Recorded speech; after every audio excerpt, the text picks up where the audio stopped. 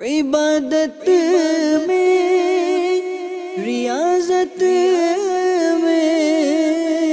تلاوت میں لگا دے دل،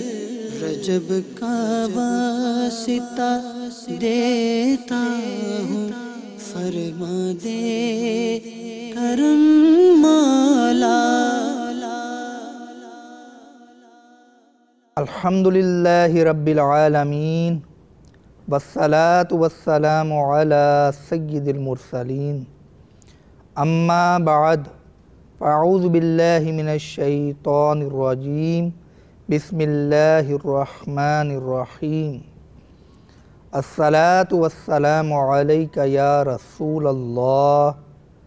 وعلی آلک واصحابک یا حبیب اللہ۔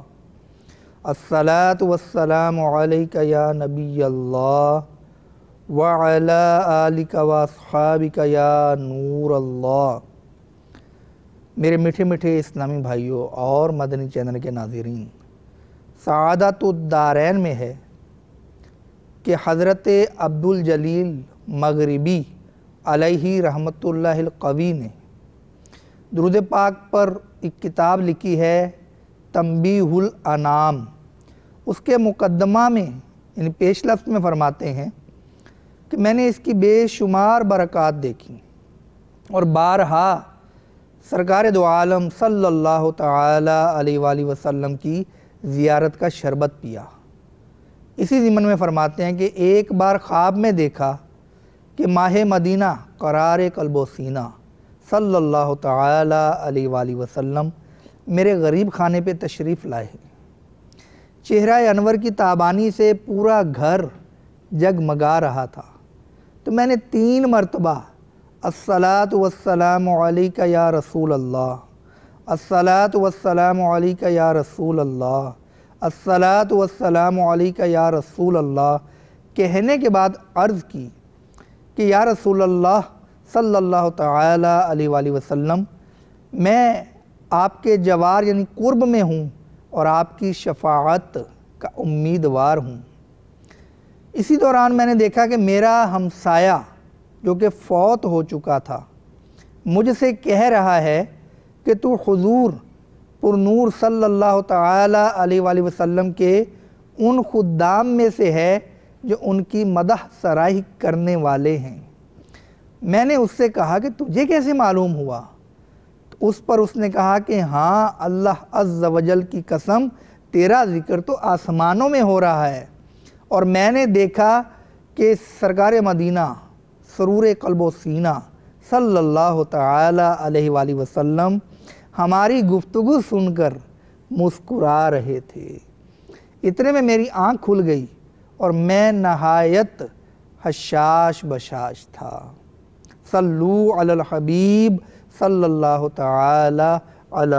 محمد۔ میرے میٹھے میٹھے اسلامی بھائیوں، ترمذی شریف کی حدیث پاک ہے کہ حضرت سیدنا انس رضی اللہ تعالی عنہ روایت کرتے ہیں کہ نور کے پیکر، تمام نبیوں کے سرور صلی اللہ تعالی علیہ وآلہ وسلم نے ارشاد فرمایا کہ جب اللہ تعالی نے زمین کو پیدا فرمایا تو وہ کانپنے لگی، پھر اللہ عز و جل نے پہاڑوں کو پیدا فرما کر انہیں زمین کے لیے میخیں بنا دیا، تو فرشتے آپس میں کہنے لگے کہ شاید اللہ تعالیٰ نے پہاڑوں سے زیادہ سخت چیز کوئی پیدا نہیں فرمائی۔ پھر اللہ عز و جل نے لوہا پیدا فرمایا، اس نے پہاڑوں کو کاٹ ڈالا۔ پھر آگ پیدا فرمائی، اس نے لوہے کو پگھلا ڈالا۔ پھر اللہ عز و جل نے پانی کو حکم دیا تو اس نے آگ کو بجھا دیا۔ پھر ہوا کو حکم دیا تو اس نے پانی کو گدلا کر دیا۔ اب فرشتوں میں اختلاف ہوا کہ سب سے زیادہ مضبوط شے کون سی ہے؟ چنانچہ اس سلسلے میں اللہ تبارک و تعالی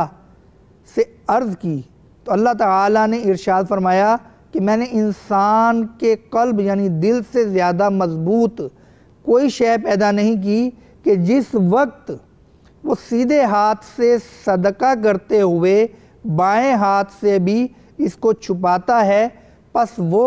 میری مخلوق میں سب سے زیادہ مضبوط ہے۔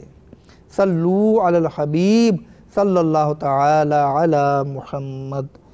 میٹھے میٹھے اسلامی بھائیوں، آپ نے سنا کہ رب عز و جل نے زمین سے، پہاڑوں سے، لوہے سے، آگ سے زیادہ مضبوط ہمارے دل کو پیدا فرمایا کہ جب یہ ہم سیدھے ہاتھ سے صدقہ کریں اور بائیں ہاتھ کو خبر نہ ہو، یعنی بہت پوشیدہ رکھیں اس صدقے کو، تو یہ دل مضبوط ہے کہ ہمارے نفس کی خواہش ہوتی ہے کہ ہم جب کوئی کام کریں تو اس کا اظہار لوگوں پر ہو، لیکن کس قدر مضبوط ہے وہ دل جو داہنے ہاتھ سے صدقہ کرے اور بائیں ہاتھ کو خبر نہ ہونے پائے۔ نبی پاک صاحب الاولاق صلی اللہ تعالی علیہ وآلہ وسلم نے ارشاد فرمایا کہ ظاہری اعمال کے مقابلے میں پوشیدہ عمل 70 گنا افضل ہے۔ منہاج القاصدین میں ہے کہ حضرت سیدنا عامر بن عبداللہ بن زبیر ان بندوں کے بعد جو سجدے کی حالت میں ہوتے تھے، درہموں دینار سے بھری ہوئی تھیلیاں لے جاتے اور ان کی چپلوں کے پاس ایسے انداز میں رکھ کے آ جاتے کہ انہیں تھیلی کا تو پتہ چل جاتا کہ یہ ہمارے لیے کسی نے رکھی ہے، لیکن یہ پتہ نہیں چلتا تھا کہ رکھی کس نے ہے۔ تو کسی نے ان سے عرض کی کہ حضور، آپ خود جانے کے بجائے کسی کے ہاتھ تھیلیاں کیوں نہیں بھجوا دیتے؟ فرمایا میں نہیں چاہتا کہ جب کبھی وہ میرے قاصد کو دیکھا کریں یا مجھ سے ملا کریں تو میرے احسان تلے ہونے کی وجہ سے شرمندگی محسوس کریں۔ میرے میٹھے میٹھے اسلامی، صدقے کا کیا پیارا انداز کہ سجدے کی حالت میں تھیلی اس شخص کو دے دینا، پیچھے رکھ دینا جوتوں کے پاس، کہ اس کو یہ تو پتہ ہے کہ میرے لیے رکھی ہے، لیکن یہ نہیں پتہ کہ کس نے رکھ دی۔ تو یہ کیا سوچ ہوتی تھی۔ ہم تو جب تک چار کو سنا نہ لیں ہم کسی غریب کی مدد نہیں کرتے۔ غریب کی مدد اگر اکیلے میں کرنی بھی پڑ جائے تو بہت کم کرتے ہیں، اور پھر اس کو بھی 4 آدمیوں کو سناتے ہیں، جتاتے ہیں کہ وہ فلاں جگہ وہ مجھے فلاں شخص جو ہے نا غریب وہ ملا تھا، میں نے اس کی اس طرح سے مدد کی، اور میں آپ کو ترغیب کے لیے بتا رہا ہوں۔ تو اللہ جانتا ہے نیت کی در کی ہے، واقعی ترغیب ہے یا پھر اپنے نفس کی تسکین ہے۔ میرے میٹھے میٹھے اسلامی بھائیو، حضرت سیدنا امام زین العابدین رحمت اللہ تعالیٰ علیہ نے اپنی زندگی میں 2 مرتبہ اپنا سارا مال راہ خدا میں خرچ کیا، اور آپ کی سخاوت کا عالم یہ تھا کہ بہت سے اہل مدینہ میں جو غریب لوگ تھے ان کو آپ ایسے پوشیدہ طریقے سے رقم بھیجا کرتے تھے کہ ان کو خبر تک نہیں ہوتی تھی کہ یہ رقم آتی کہاں سے ہے، مگر جب آپ کا وصال ہوا تو ان غریبوں کو پتہ چلا کہ یہ تو حضرت سیدنا امام زین العابدین کی سخاوت تھی۔ آپ دیکھیے کہ یہ اپنے آپ کو چھپانے کے لیے کہ یہ صدقہ میں نے دیا ہے، صدقہ نافلہ یہاں مراد ہے، زکوٰۃ میں تو ظاہر ہے کہ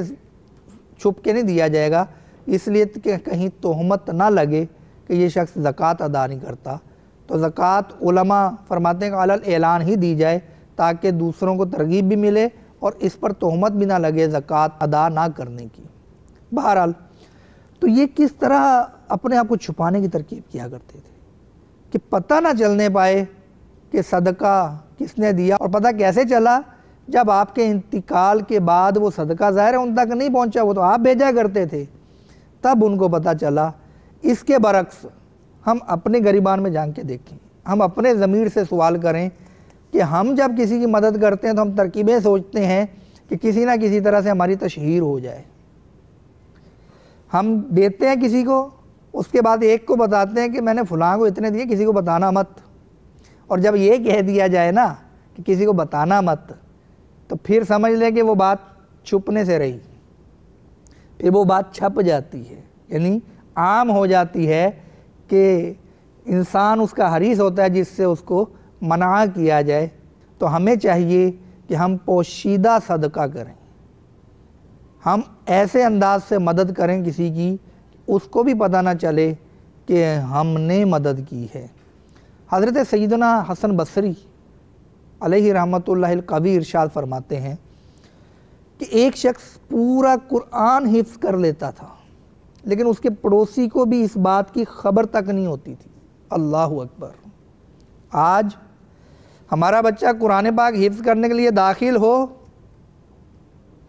تو پورے محلے کو پتہ ہوتا ہے کہ جناب مابو دولت کے بیٹے داخل ہو گئے، اور پھر اسی وقت سے اس کو حافظ صاحب کہنا شروع، پہلے حافظ بن تو لینے دو یار، بعد میں اس کو حافظ پکار لینا۔ بہرحال تو حضرت سیدنا حسن بصری رحمۃ اللہ تعالیٰ علیہ فرماتے ہیں کہ وہ فقہ کا کثیر علم حاصل کر لیتا تھا لیکن لوگوں کو اس بات کا پتہ نہیں چلتا تھا، اور اپنے یہاں ملاقاتیوں کی موجودگی میں رات میں طویل نماز پڑھتا تھا لیکن دوسروں کا اس کا علم نہیں ہو پاتا تھا۔ ہم نے ایسے لوگوں کو دیکھا ہے جو اپنے اعمال کو چھپانے میں مبالغہ کرتے ہیں۔ یہ تفسیر کبیر کا جزیہ میں نے آپ کو پڑھ کے سنایا۔ تو حسن بصری رحمۃ اللہ تعالیٰ علیہ نے جن لوگوں کا ذکر کیا ہے، کیا آپ کی خواہش نہیں ہے کہ ایسے لوگوں کی زیارت ہو جو اس قدر کی مہمان موجود ہیں اور عبادت کر رہے ہیں، مہمانوں کو پتہ بھی نہیں چلا؟ ہم کوئی مہمان آ جائے تو اس کو متاثر کرنے کے لیے تہجد پڑھنا شروع کر دیتے ہیں، اور پھر ان کو بھی کہتے ہیں کہ جناب میں تہجد میں اٹھنا ہے فلاں فلاں۔ تو اللہ جانتا ہے نیت کی درکی، ہم کسی کی نیت پر حملہ نہیں کرتے، ٹھیک ہے، ہم اپنے آپ سے مخاطب ہیں، ہم اپنا علاج کریں گے، ہم کسی کے لیے ڈاکٹر نہیں بنیں گے، ہم اپنا علاج کریں گے کہ کہیں ہم تو ایسا نہیں کرتے کہ پوشیدہ صدقے کے فضائل سے محروم ہو رہے ہوں۔ یاد رکھیے گا، عبادت کے بیج بونے کے مہینے میں اے کاش ہم صدقہ کریں۔ اعلانیہ صدقے میں بھی نیت ہو سکتی ہے کہ دوسروں کو ترغیب ملے، اور پوشیدہ صدقے میں اس فضیلت کی نیت کر لیجئے کہ اس بندے کو بھی پتہ نہ چلے جس کی ہم مدد کر رہے ہیں، کچھ ایسے طریقے سے اس کی مدد کریں تو پوشیدہ صدقے کا ثواب کمانے کی ہماری ہرس بن جائے تو سب منزلیں آسان ہو جائیں گی۔ اللہ تعالی ہمیں پوشیدہ صدقے کے عبادت کے بیج بھی اگانے کی توفیق عطا فرمائے، آمین بجاہ النبی الامین صلی اللہ تعالی علی محمد، صلو علی الحبیب صلی اللہ تعالی علی محمد۔ عبادت میں، ریاضت میں، تلاوت میں لگا دے دل، رجب کا واسطہ دیتا ہوں، فرما دے کرم